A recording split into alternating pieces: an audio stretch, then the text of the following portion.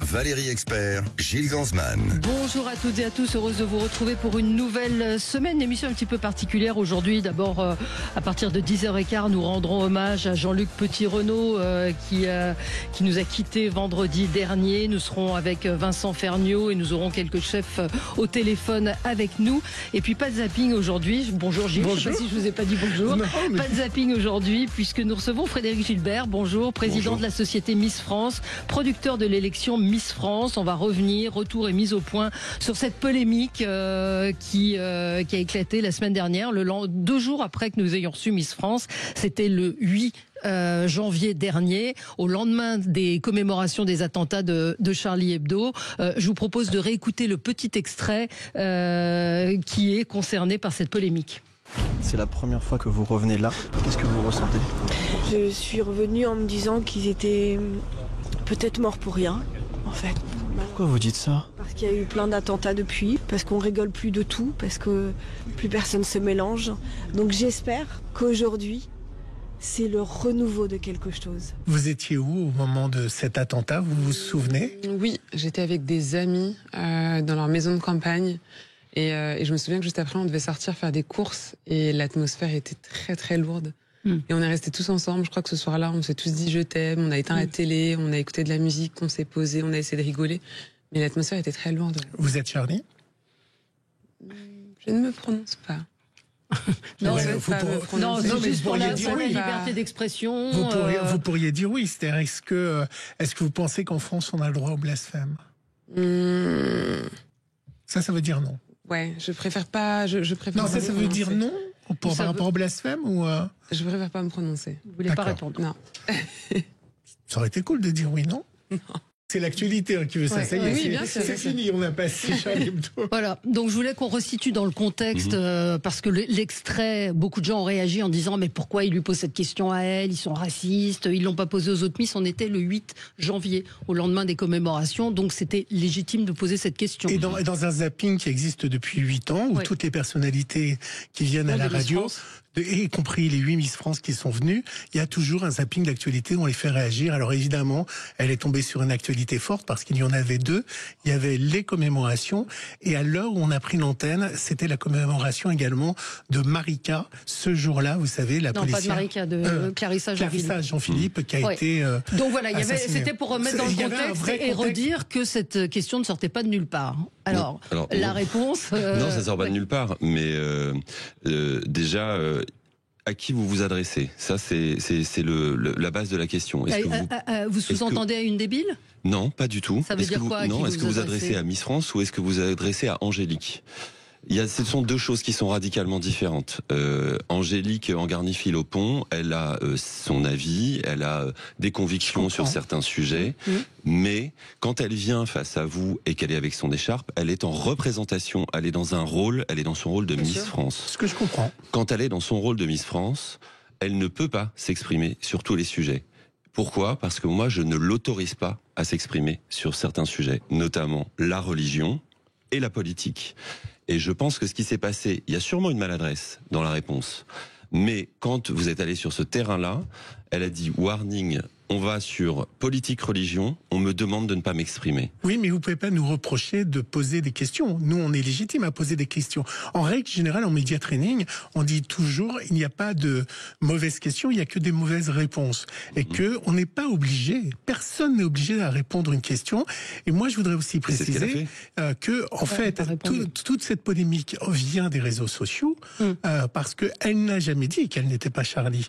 Et nous, on a essayé, justement, de lui dire qu'on parlait pas du jour à l'autre et on l'a remis sur le droit de faire des caricatures et le droit de s'exprimer. Mais derrière, il faut reconnaître que à ce micro, elle n'a jamais dit qu'elle n'était pas Charlie. C'est les gens qui en ont déduit parce qu'elle ne voulait pas répondre. Donc en effet, la Miss France ne peut pas parler et elle a sa propre opinion et ses propres convictions religieuses. Et ça, nous, on va pas critiquer ça. Tout comme vous avez aujourd'hui certains de vos confrères qui disent que Miss France fait l'apologie du terrorisme. Ça va extrêmement loin. C'est pas de nos confrères, c'est Charlie Hebdo qui a fait un dessin caricatural. Il n'y a pas eu vraiment de journalistes qui ont dit ça. Mais ça vient de sa réponse. réponse, ça vient pas de nous. Marianne, non, Ouais. il n'y a pas eu. Non, Marianne a fait un papier plutôt mesuré, justement, et en faisant référence à Eve Gilles, qui avait pour elle, pour le coup, évoqué des sujets sociétaux comme la transphobie. Parce que être Charlie, est-ce que c'est un sujet religieux aujourd'hui? Est-ce que c'est pas un sujet de société quand on a 78% des Français? Est-ce que c'est pas un sujet politique aussi? C'est la liberté d'expression, Charlie. Oui.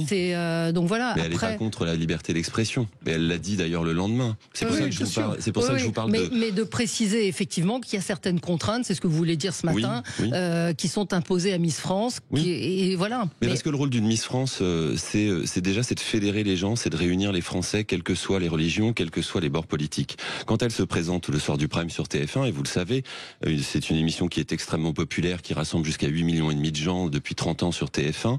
Il y a des sujets qu'on n'aborde pas parce que justement ils sont clivants. Elle se présente en tant que femme. D'ailleurs, je sais que beaucoup de femmes ont apprécié quand elle a dit que quand on a 34 ans, je suis là pour dire que ça n'est pas terminé. Je suis l'exemple que ça n'est pas fini. Voilà, ça c'est le rôle d'une Miss France. Alors ça peut paraître désuet pour certaines personnes qui n'aiment pas ça, le côté très rêve, très princesse, etc. Mais c'est quelque chose qui fait du bien et c'est quelque chose qu'on doit prendre pour ce que c'est. Sauf que vous avez, justement, en ouvrant le concours, en disant ce n'est plus un simple concours de beauté, ce ne sont pas des dindes, c'est pas un concours de pintade qui viennent en maillot de bain, elles pensent, etc. Donc c'est d'autant plus paradoxal. Oui. Et de dire c'est une femme, vous avez beaucoup communiqué là-dessus, elle a 34 ans, donc c'est une femme, donc a priori, elle pourrait devoir s'exprimer sur des sujets de société. Je parle pas de politique, ni de religion. Et c'est de la considérer. C'est-à-dire que beaucoup de gens ont dit on a voulu la piéger, mais pas du tout. On a considéré qu'elle pouvait parler de ça et répondre à ça. Au contraire, c'est qu'on a jugé qu'elle pouvait répondre à des sujets d'actualité. Mais elle est interdite par le comité, j'ai bien elle compris. Elle ne peut pas aller sur ces sujets-là. Nous, on veut pas. Et regardez ce que ça déclenche aujourd'hui. Il fallait que la com nous le dise. Elle ne fait pas l'actualité. Non, mais c'est vrai. Elle n'en parle pas. Ne l'interrogez pas là-dessus. Moi, j'accepte pas de recevoir quelqu'un. On me dit pas ce que je vais poser comme question ou pas. Ah, je comprends aussi. Non. C'est ce que je vous dis. Il y avait peut-être un petit manque de réactivité. Oui. Non, de réactivité, de répartie vis-à-vis de la question. Mais comme de toute façon, elle sait qu'elle peut pas répondre, elle n'est pas allée chercher plus loin. Mais ce que je trouve terrible dans cette histoire, et je sais que vous le vivez depuis quelques jours, parce que vous parlez des réseaux sociaux et de la puissance des réseaux sociaux, c'est que c'est le déchaînement qu'elle subit depuis 5 jours, qui est d'une violence inouïe. Alors il y a les pour et les contre, comme d'habitude, il y a des gens qui la défendent et du coup qui vous attaquent vous, et il y a des gens qui l'attaquent encore plus. Et Angélique, mais ça avait commencé avant Sud Radio. Et ça avait commencé, mais dès son élection. C'est propre à Miss France, et vous le savez, Miss France c'est culturel, ça passionne les gens, ce sont des débats, vous les recevez régulièrement dans votre émission, donc la moindre prise de parole d'une Miss France, elle va être écoutée, elle va être disséquée, et c'est pour ça que nous aussi on joue les garde-fous sur certains sujets, parce qu'on sait que de toute façon ça sera repris et ça sera commenté. Depuis qu'elle a été élue, elle se prend à un saut immonde. Je crois qu'on n'a jamais eu à ce point-là d'insultes racistes. Il y a les insultes sur elle parce que elle a 34 ans, tu ressembles à une Miss Trans, mais des insultes. T'es noire. Qu'avait eu Eve Gilles aussi, hein. Elle avait été accusée d'être trans. Mais Eve Gilles, on n'est pas allé sur le domaine du racisme. Non, là, elle se prend des insultes racistes. T'es noir, t'as une tête de singe, ça va extrêmement loin. Mais ça depuis le début, c'est pas lié à Sud Radio, précisément. Moi, en tant que président de la société Miss France, je dois défendre évidemment la Miss France, mais je dois défendre aussi l'institution qu'est Miss France, parce que c'est une institution. Donc par exemple, quand en 2020, April Benayoun a été subi des insultes antisémites suite à l'élection de Miss France, on a attaqué. Direct. On a fait un procès qu'on a gagné. Clémence Bottineau a subi aussi. Eve Gilles a subi d'ailleurs. Eve Gilles s'est engagée après contre le harcèlement. Donc là, vous êtes face à une jeune femme qui, en plus, casse les codes parce qu'elle a 34 ans. C'est une première, donc elle a ce poids-là. Elle a le poids que la Martinique n'a jamais gagné. On connaît en plus la situation difficile en Martinique sur le pouvoir d'achat. Et elle est sujet à des insultes racistes qui vont extrêmement loin. Et là, ce que je trouve dommage, même si j'entends que vous pouvez poser évidemment les questions que vous souhaitez, mais ça a encore aggravé la situation. Et on oublie que ces jeunes femmes... Par sa réponse. Par sa réponse, par sa non-réponse. Par sa non-réponse. Par sa non-réponse. Parce qu'elle ne s'exprime pas, elle ne dit pas qu'elle n'est pas Charlie. Hein. Mais oui, elle ne s'exprime pas. Mais parce que aussi, nous, on lui est interdit, c'est ce que j'ai dit tout à l'heure. Mais donc... elles n'ont pas de média training, c'est pas des professionnels des médias. Donc oui, il y a peut-être un manque de répartie, mais ayons aussi cette indulgence face à cette jeune femme dont ce n'est pas le rôle de parler de ça. Mais dans ce cas-là, il ne faut pas l'envoyer dans les médias. Enfin, pardon de vous dire ça, elle est à la merci de n'importe quelle question qui peut la mettre en danger. Si vous allez dans ou alors vous l'envoyez que dans des émissions de variété. Mais même à partir du moment où elle va dans des émissions où il y a de l'actualité, comme c'est le cas ici, elle est à la merci d'un dérapage, d'une question à laquelle elle ne pourra pas répondre. Il y a eu l'histoire des viols de Mazan aussi, où elle n'a pas pu ou eu envie de répondre. Oui, mais donc, parce que c'est pas son rôle. Et dans ce cas-là, on la met dans le château de la Belle au bois dormant et on la sort pas. Enfin, je veux dire, si je suis un peu caricatural, mais c'est caricatural et n'exagérons pas. Non, mais ce que je veux dire, c'est que c'est Miss France, c'est aussi une femme. Oui. Donc elle a aussi un point de vue et c'est peut-être qu'on attend de Miss France aujourd'hui. Non, je suis pas forcément d'accord avec vous. Je suis d'accord avec vous quand vous dites elle représente les Français, elle ne doit pas s'engager politiquement, etc. Après, la question c'est est-ce qu'être Charlie c'est un sujet de société ou un sujet religieux ? Je vous pose la question.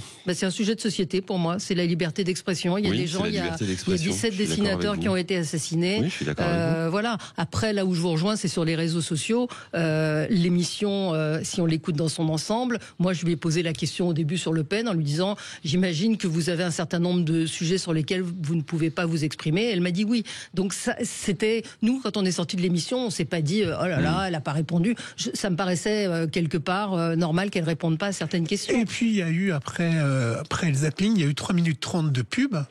Et on a discuté après avec elle à la pub. Je lui ai dit, l'actualité est un peu lourde. Mais jamais elle m'a dit, je voudrais revenir, dire les choses ou m'interrogez pas là-dessus. Je veux pas m'exprimer là-dessus. Donc, derrière, on a continué le direct. Elle avait une demi-heure après le direct. En tout cas, sachez que tout le monde passe dans la rubrique zapping actualité, et que c'était pas évidemment ni contre elle et ni dans l'idée de la piéger. Au contraire, c'était considéré qu'elle était capable de répondre à cette question-là, parce que lorsque vous faites les questions, vous êtes le producteur de la soirée. Quand on interroge sur, il y a une Miss où qui a été mise en difficulté sur les problèmes climatiques, et c'était une séquence de l'émission. Donc et que vous communiquez également sur qui font des tests pas d'intelligence, mais de culture générale et tout ça. Donc ça veut dire que vous voulez montrer que derrière la Miss, il y a des femmes intelligentes. Dans les portraits, vous dites ce qu'elles font, leur métier qu'ils ont.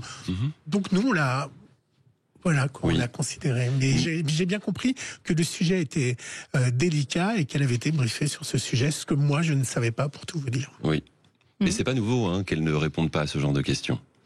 C'est toujours le genre de questions qui, moi, me dérange. Je veux dire, quand Alexia Laroche-Joubert, hier, dit j'en veux aux journalistes, je sais pas si c'était nous qui lui posent cette question, depuis quand des journalistes peuvent pas poser les questions qu'ils ont envie de poser ? Je veux dire, il y a un moment, il y a en face quelqu'un qui dit mais je ne peux pas répondre à cette question. Parce que, ce qu'elle nous a dit sur Jean-Marie Le Pen, parce qu'on ne doit pas parler de politique. Mais depuis quand ? Elle a dit aussi, je préfère pas répondre, et elle n'a pas répondu. C'était très bien, elle aurait pu faire ça sur Charlie. Elle aurait pu faire le même report, mais c'est ce qu'elle a fait, oui.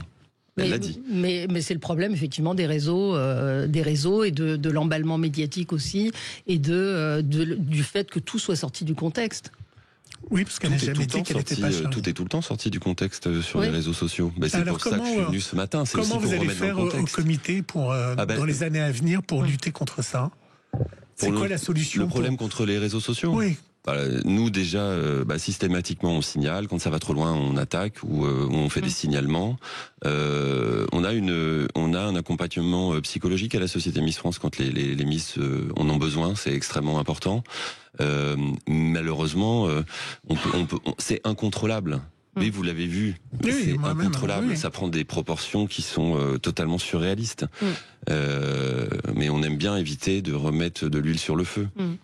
Mais quelqu'un me dit, dans ce cas, elle aurait peut-être dû rappeler tout de suite que son statut de Miss France ne lui permettait pas d'aborder certains sujets, le redire, de dire je ne peux pas m'exprimer sur ces sujets. Mais encore une fois, c'est pas nouveau qu'elle ne s'exprime pas sur ces sujets. Mais là où on a un désaccord, c'est sur le sujet de Charlie. On est au lendemain des attentats de la commémoration. On est dans un sujet de société. On n'est pas dans un sujet religieux. Ou alors, ça veut dire que c'est la liberté d'expression. Ça concerne le catholicisme, l'islam. Ou politique. Vous en avez parlé. Pour vous, politique, Charlie, c'est politique. Vous en avez parlé sur votre station 2 jours après. Il y a eu tout un débat là-dessus. Oui, il y a eu un débat. Je m'exprimerai pas sur le fait que c'est politique ou pas. Je suis pas là pour ça. Mais la seule chose que je peux vous dire, c'est qu'on peut aussi comprendre qu'une jeune femme dont ce n'est pas le métier puisse aussi ne pas vouloir répondre ou botter en touche sur quelque chose qui la met mal à l'aise. Et c'est ça qui est le plus important. Et c'est ça qui, je pense, aurait dû être retenu plutôt que de s'emparer du phénomène jusqu'à dire et à mettre dans sa bouche qu'elle n'est pas Charlie. Parce que moi, c'est ce qui me gêne le plus aujourd'hui. La mise au point est faite. On recevra l'année prochaine, ou vous ne l'enverrez pas? Avec plaisir. Ah, c'est gentil. Vous savez que ça fait 25 ans que je reçois des Miss depuis LCI. Tous les ans, le premier lundi, on a la Miss France. On a eu on en a eu beaucoup et ça se passe plutôt bien. Je ne parlerai pas politique. Merci ni société, ni. Mais non, mais vous avez fait votre boulot. Oh, c'est gentil. Voilà. Frédéric Gilbert, président de la Société Miss France et producteur de l'élection Miss France. Merci d'avoir été avec nous. Beaucoup. C'était un beau show en tout cas. Merci. Je suis content que ça vous ait plu. C'était un beau show. Merci à vous et dans un instant, l'ami Vincent Ferniaud sera avec nous pour parler de Jean-Luc Petit-Renaud. À tout de suite. Le 10h midi Sud Radio Média, Valérie Expert, Gilles Gansman. Vexina.fr. Sud Radio. Le supplément média. Le supplément média avec aujourd'hui notre ami Vincent Ferniaud que vous pouvez écouter tous les dimanches sur Sud Radio, place du marché. C'était les galettes dimanche. Ferniaud fait le marché maintenant. Ça a changé. Ça change quoi? C'est statutaire. Parce qu'il y a mon nom dedans, c'est statutaire. Ferniaud fait le marché, place du marché. C'était l'émission de Jean-Luc Petit-Renaud. Il a animé sur Sud Radio. Absolument. Il a été évidemment très présent sur plusieurs fréquences de radio à la télévision. Successeur, j'espère digne. Vous aviez donc, on a appris que Jean-Luc était décédé vendredi à l'âge de 74 ans. Il a évidemment été une figure marquante à la télévision. Il a fait énormément pour la gastronomie, pour la restauration, pour les chefs. Vous le connaissiez? Quelle image?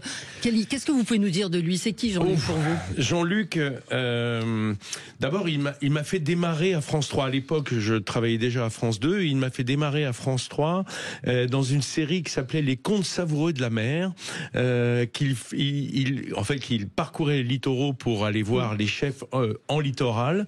Et puis comme il pouvait pas tout faire parce qu'il avait beaucoup d'activités, il m'a donné l'occasion de commencer comme ça cette itinérance que je n'ai jamais lâchée. Quitté, absolument. Et c'est vraiment l'image de Jean-Luc. C'était un saltimbanque. Vous savez, dans la plaine des baladins, s'éloignons des jardins, le poème d'Apollinaire. C'est vraiment lui, un saltimbanque de la cuisine, parce que auvergnat de naissance, un Clermontois, il l'a fait connaître en fait après Jean-Pierre Coff, puisque c'est la génération tout de suite suivante. Il a fait connaître la bouffe de terroir, la cuisine de terroir, les chefs de région. Alors c'est drôle que vous prononcez le mot saltimbanque, parce qu'à ses débuts, quand il était à Clermont-Ferrand, il avait une troupe de théâtre, il voulait être comédien, et il avait été interviewé à l'époque. Il râlait déjà, vous allez voir, c'est une archive d'Alina. La création à Clermont-Ferrand est très difficile. Je veux dire par là que je suis d'origine clermontoise, je suis un acteur domicilié à Clermont-Ferrand, et je rencontre beaucoup de difficultés à être coproduit par les villes Clermont-Ferrand ou la région. Je veux dire par là que j'ai l'impression qu'il n'y a pas un intérêt vivant pour tout ce qui dépend de la création théâtrale notamment. Je crois que d'autres troupes clermontoises rencontrent ce problème, sûrement à une échelle moindre parce qu'ils font beaucoup d'interprétations d'auteurs. Mais lorsqu'on est auteur de son texte, qu'on est créateur, on rencontre quand même quelques difficultés. Alors, il écrivait remarquablement bien. Vous saviez qu'il avait été comédien? Oui, bien sûr. Et ce qui est rigolo aussi on peut dire, en tout cas, c'est que Jean-Pierre Coff aussi était issu du spectacle. C'est vrai, vous avez raison. Nos grands critiques et nos grands journalistes gastronomiques sont souvent issus du spectacle parce qu'il faut avoir le verbe. Et vous? Moi aussi, c'est vrai que j'ai commencé un peu parce qu'il y a beaucoup de spectacles, il y a beaucoup de moi je regarde vos Instagram, il y a beaucoup de mise en scène, d'humour, et ça passe par là aussi. On est tous des enfants de l'image avant d'être de la gastronomie ou d'autres formes d'artisanat d'art. Mais ce qui est intéressant, c'est dans ce qu'il dit. Tout y est. Et ce qu'il dit sur le théâtre s'applique parfaitement à la cuisine également. Au moment où Jean-Luc Petit-Renaud démarre à la télévision française, on ne parle en définitive que de Paris. Que des grands restaurants étoilés, que cette gastronomie un peu statutaire de la capitale. Pour lui, la capitale, c'est Clermont-Ferrand, et il va en fait passer son temps à rehausser les régions, les terroirs, et montrer que la vraie cuisine française, en tout cas la cuisine originelle, elle est en terroir, elle est en région. Et c'est cette cuisine-là. Alors, je ne sais pas si on a Yves Candebord avec nous, on doit l'avoir au téléphone dans quelques instants.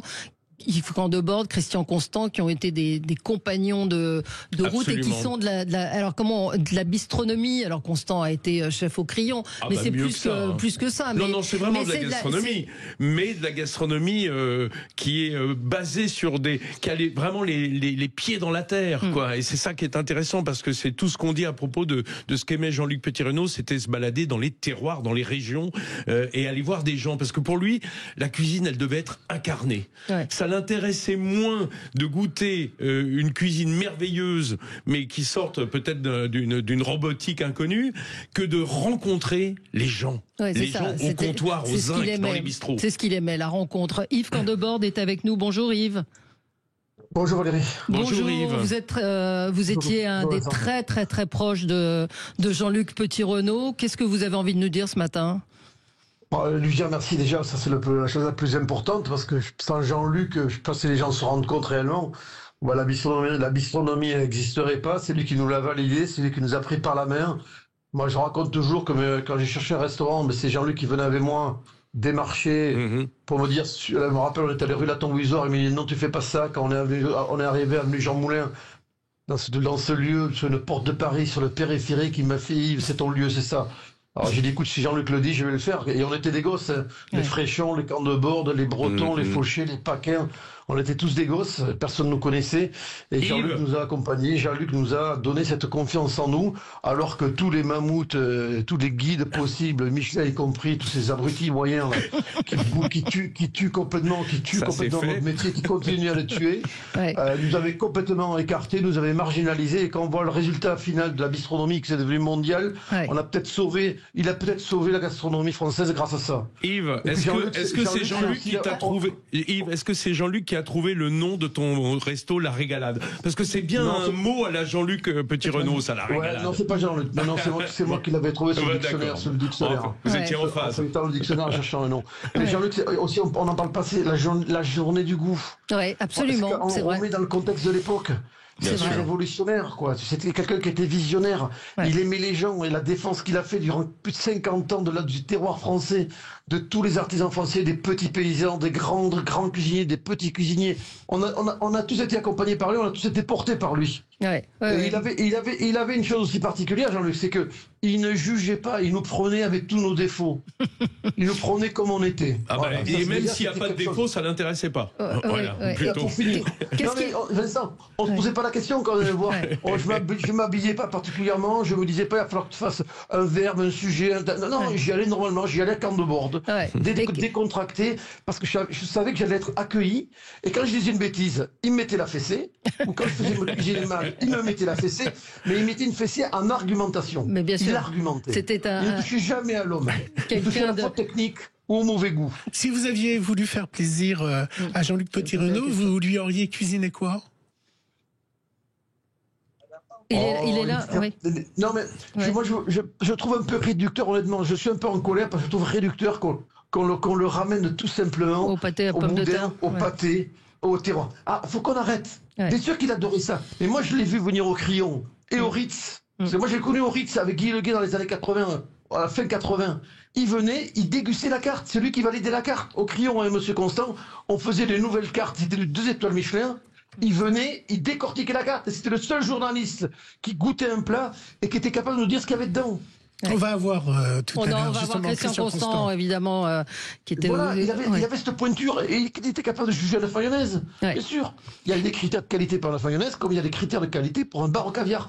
Il était capable de le faire. Et Jean-Luc, tant que c'était fait, et ce que je vous ai entendu tout à l'heure, Vincent, c'est Vincent qui a raison, tant que c'était fait par un être, par un humain, que c'était pas un robot qui le faisait, qui racontait l'histoire comme on voit maintenant. Vous allez dans les grandes maisons maintenant, on vous récite, on est au théâtre. Il n'y a plus la possibilité d'être soi-même. On a l'impression, il dit arrêtez, vous ne pouvez pas être vous-même. Mais Jean-Luc, il aimait l'homme. Ça, c'est une certitude. Et il aimait le gars qui s'engageait. Même si on faisait des bêtises, si on s'engageait pour la bonne cause, il nous écoutait et il nous acceptait.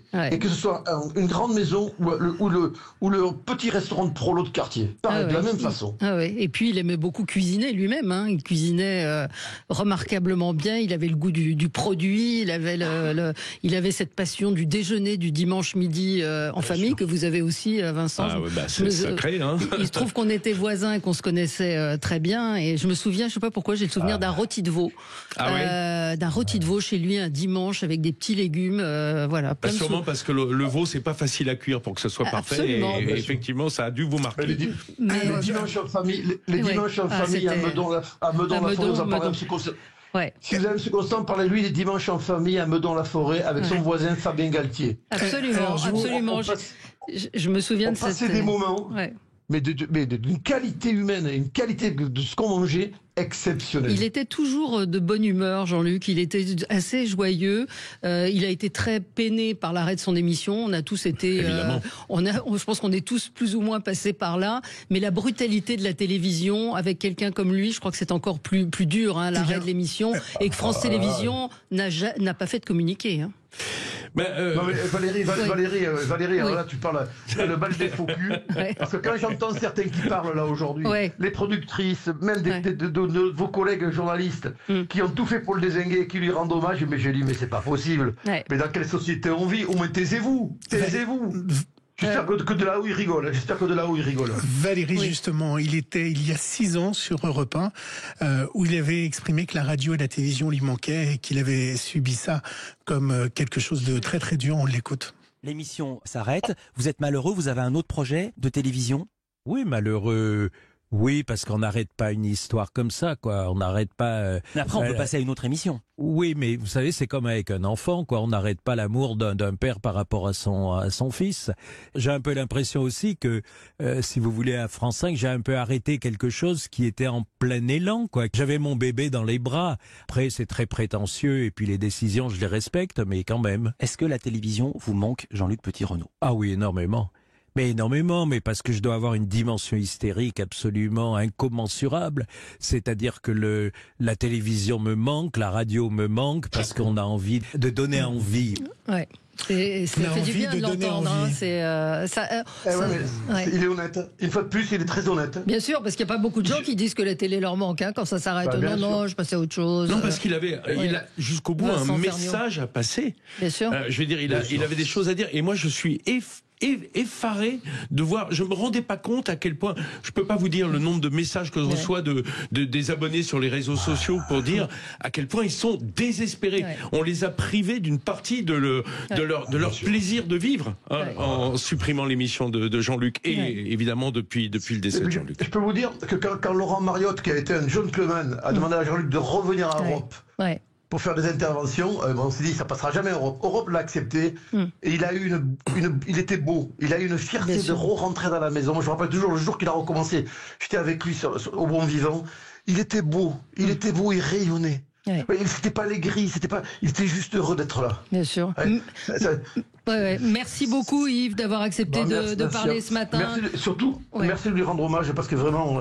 C'était la moindre des choses, c'est quelqu'un et nos auditeurs le disent. Hein, c'était bien plus qu'un simple critique gastronomique. Je vais pas vous lire, mais il y a tout un texte. Passion contagieuse, connaissance encyclopédique, défenseur des produits du terroir. Hommage à Jean-Luc Petit-Renaud. Merci Yves et on se retrouve dans un instant avec Vincent Ferniaud et on aura aussi Christian Constant en ligne avec nous. À tout de suite. Le 10h midi Sud Radio Média, Valérie Expert, Gilles Gansman. Le 10h midi Sud Radio Média, Valérie Expert, Gilles Ganzmann. Hommage à Jean-Luc Petit-Renaud avec Vincent Ferniaud que vous retrouvez tous les dimanches à 10h sur Sud Radio dans Ferniaud fait le marché. Et puis on a eu Yves Candebord avec nous au téléphone. On a Christian Constant, je crois, qui est avec nous. Christian, bonjour.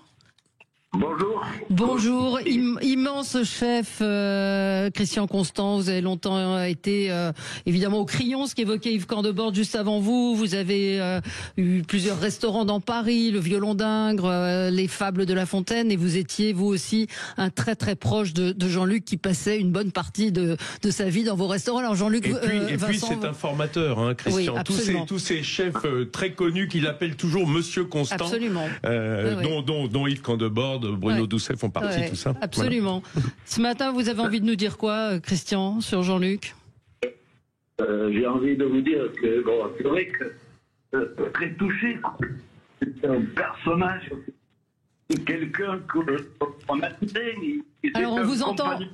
On va vous rappeler parce que la liaison est assez mauvaise, donc on va essayer de vous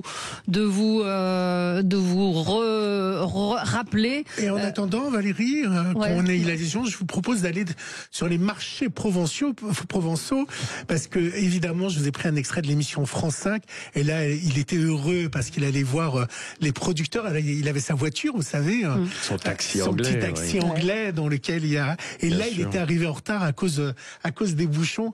Et écoutez, il va découvrir des fromages, il va découvrir un tas de choses. Je suis en retard, mais j'étais en train de rêvasser sur ta belle vie. Oui. Salut, ça va? Ça va bien? Bonjour. Bonjour.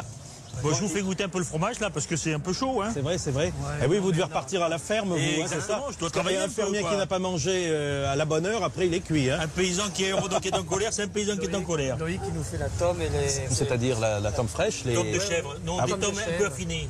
Ah oui, oui. Qui ont 6 mois d'affinage. Ça commence bien, mes petits-enfants. Et ça, c'est la caillette. Tu sais qui c'est de la vraie caillette provençale. C'est fait avec du foie, de la gorge de porc et enveloppé dans la voilette. Et on n'est pas malheureux, et on n'est pas malheureux, hein, c'est ça? C'est pas malheureux, quoi. Et là, ça c'est le pâté de viande aussi, ça c'est génial. Tu veux goûter le pâté et la viande? Non, juste un petit bout, oui. Disons, mais je suis en retard, mais on va pas avoir le temps de faire le marché, alors là, qu'est-ce qu'on fait? Bah attends, sur là, c'est trop tard. Non, mais si on se dépêche, on peut aller au poisson. Au poisson? Ah oui, le marché au poisson, je l'adore celui-ci. C'est juste, là, il y a les dames qui... Il n'y a pas une jolie fille qui les fait? Comment s'appelle? Ariel. Nous allons voir Ariel, les enfants. Merci beaucoup. Allez, Charles Laurent. C'est un plaisir de l'entendre. Ça fait du bien. Hein. Ça fait du bien. Ah, vraiment. Mais France Télévisions pourrait rediffuser ces émissions plutôt que de diffuser des séries sur certaines chaînes. Par exemple, c'est tout à fait, ça reste intemporel. Christian, on vous a récupéré, Christian Constant. Ouais. Donc Jean-Luc, c'était votre copain, c'était votre poteau, c'était plus que ça même. Hein. Ah ouais, il faisait partie de la famille. Jean-Luc, c'est quelqu'un d'exceptionnel, quoi. C'était un journaliste gastronomique. Il n'aimait pas qu'on dise un critique gastronomique. Bien sûr. Parce qu'il critiquait jamais personne. Il aimait les gens, il les faisait grandir. Ah non, il m'a fait grandir. J'ai entendu Yves là, il y a quelques minutes. Je crois qu'il a résumé Jean-Luc d'une façon exceptionnelle. C'est vraiment tout ce qu'il a dit, c'est vraiment là, c'était du Jean-Luc, quoi. Il allait voir des gens dans les paysans, dans les campagnes, il allait voir les petits chefs, les grands chefs. Il y avait pas de, tout était pareil pour lui. Tous les hommes, tous les gens qu'il aimait, il les faisait sortir de leur terroir. C'était facile avec lui. On se promenait dans la rue, il était connu, reconnu. Chaque fois, les gens lui demandaient des dédicaces, des photos. C'était un personnage. On a perdu quelque chose de grand, d'exceptionnel, de fantastique. Qu'est-ce qui fait que vous lui faisiez confiance? C'est-à-dire ce qu'évoquait Yves Candebord, à savoir qu'au Crayon, il était venu et qu'il vous aidait sur la carte, vous aidait et qu'il donnait son avis. Vous n'êtes pas n'importe qui, Christian Constant. Donc comment on fait confiance à quelqu'un comme Jean-Luc Petit-Renaud? Parce qu'il avait du palais, il avait l'œil, il avait le goût. Et chaque fois qu'il disait quelque chose, je me rappelle, il me faisait grandir parce que juste l'escalope de veau, il l'a goûté, tout simplement. Mais il me disait, Christian, mets-moi un peu d'acidité là-dedans, ça va faire... C'était des petits trucs qui nous faisaient... la recette était meilleure, quoi. Ouais. Jean-Luc, il savait tout faire. Il était trop fort, quoi. C'était trop facile pour lui. Ouais, pour vous, Vincent, oui, tout ça et. J'entends Christian, moi, je suis très ému parce que j'entends un ami qui est, bah oui, ça me fait monter les larmes quand on perd quelqu'un qu'on aime, c'est terrible. Et Christian est quelqu'un de très sensible. Jean-Luc, à travers ce que dit Christian Constant, on sent qu'il était partout chez lui. C'est ça qui est extraordinaire. Et je connais ce sentiment. Quand on est un itinérant de la cuisine, on se sent partout chez soi, autant à Montauban chez Christian Constant que à Barfleur, puisqu'il avait élu domicile au bout du Cotentin, dans une terre qu'il adorait, et partout où portait son taxi, son talent, et bien partout il était chez lui et accueilli, et les gens l'aimaient, voilà. Et je le sens encore aujourd'hui, c'est incroyable. Oui, on le voit aujourd'hui. J'imagine, Christian, que vous avez reçu aussi pas mal de témoignages au lendemain de la. Énorme. Ça sonne sans arrêt, quoi. Les gens, ils sont orphelins, quoi. Oui, c'est ça, vous étiez ensemble. Moi, je me souviens de votre Légion d'honneur. C'est lui qui avait fait le discours qui était formidable, parce qu'il ne faut pas oublier son talent de plume, et je pense qu'il aimerait qu'on le rappelle, son talent d'écrivain. C'est les derniers livres qu'il avait consacrés à ses parents, qui étaient remarquables, ces petites histoires, 4 saisons d'Émile et Marcel, Bienvenue chez moi aussi. Enfin, c'était quelqu'un qui... Les guides du casse-croûte aussi. Il était vraiment exceptionnel. Je pense qu'on a perdu quelqu'un de grand, de fort, d'immense pour la gastronomie. C'est inimaginable. Mais on ne l'a pas perdu. Il est là, il a fait des choses. Ouais. Bah moi, je suis pas tout à fait d'accord. Moi, j'ai l'impression qu'on l'a perdu. J'ai l'impression qu'on l'a perdu 2 fois. Parce que, comme vous le disiez tout à l'heure, quand on arrête une émission en plein vol, comme on l'a fait, on l'a déjà perdu. Et aujourd'hui, on l'a perdu définitivement. Peut-être on va le retrouver grâce à ça, grâce à l'éclairage que cela donne. Mais perdre 2 fois, et la télé est sans pitié pour ça. Alors, je vous propose de... Alors, Christian Constant. C'est vrai qu'il me disait que la télévision lui manquait et qu'il allait revenir. Je pense qu'il pensait que quelqu'un allait je pense qu'il avait été contacté pour refaire une émission et il pensait plus qu'à ça, quoi. Il aimait tellement les gens et c'est vrai que quand vous le voyez à le message qui passait, c'était énorme. Partout dans la rue, tout le monde me disait quand c'est que Jean-Luc, quand j'avais le restaurant, quand c'est que Jean-Luc revient à la télévision. Et ils l'ont tué en l'enlevant. C'est vrai. Allez, je vous propose de l'écouter une dernière fois. Il est avec Paul Bocuse et il est dans les rues de Lyon et vous allez voir, c'est un peu le bordel, donc c'est pas très radiophonique, mais il y avait tout le monde qui arrivait, qui discutait, donc écoutons ce joyeux bordel avec Paul Bocuse. C'était sur France 5, évidemment. Elle est là. Bonjour. Salut, comment vas-tu? Je suis content. Voilà. Vous vous souvenez d'elle? Un joli visage. Bien. Ça va, qu'est-ce que tu faisais là? Tu étais en train de... Oh là, les beaux cervelas qui arrivent. Ah oui, on est en train de... Non, pistaché, ceux-là. Et là, qu'est-ce que c'était là? La rosette. Ah, la rosette, et tu étais en train de... Dis donc, il y a une coutume, chaque fois que je passe, c'est... On va boire un petit canon. En plus, c'est l'heure. Ça fait partie du règlement, Paul. On va boire un petit canon. Jackie, on va aller boire un petit canon. On va apporter une saucisson. Jackie. Tiens, viens donc. Et alors, elle arrive, la Colette. Ah, j'arrive. Oui, vas-y. Comment ça va, Jackie? Bonjour. Mais regardez sur les réseaux. C'est Colette Sivilla, une grande charcutière des Paul Bocuse. Mais allez regarder sur les réseaux, et là, s'il ne reste plus que cela pour revoir Jean-Luc, mais on ne l'oublie pas. Je suis d'accord avec vous. Mais voilà, peut-être que, comme dit Christian Constant, sa mort le rendra peut-être encore plus présent. Dimanche matin, je l'évoquerai. Dimanche prochain, avec Gilles Pudlowski. Faire le marché avec Pudlowski. Et Alain Fontaine, parce qu'on va parler de la culture du zinc, du bistrot, parce que c'est ça aussi, Jean-Luc Petit-Renaud. Christian, c'est quand le prochain resto qui ouvre? Non, j'ai mon fils qui a ouvert un petit coffee shop rue Augereau et je l'aide un petit peu. Voilà. Voilà. Ça c'est sympa. C'est sympa, le papa qui est là. Merci à vous, Christian, d'avoir été avec nous pour évoquer. On t'embrasse, Christian. Merci Valérie d'avoir fait un bel hommage à Jean-Luc. Il le méritait bien. Il le méritait. Absolument. Grande tristesse, et on pense évidemment à ses enfants, Louise et Antonin. Non, on l'oubliera jamais. On a fait quelques escapades gourmandes qui n'ont pas été télévisées. Et Les archives noires de Jean-Luc.